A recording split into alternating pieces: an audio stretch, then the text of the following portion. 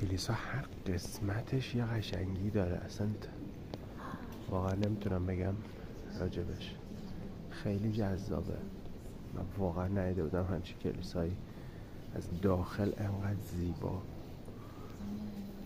جای رنگی که تقریبا همه جا هست، سقف اگه پیدا باشه، چراغی که داریم و یه آقایی که نشسته اینجا بنده خدا داره به کارهای بعدش فکر میکنه. خیلی خیلی چیزهای جالبی هست اینجا. هم عقاب رو داریم. من نمیدونم عقاب دقیقا نشونه چیه، ولی عقاب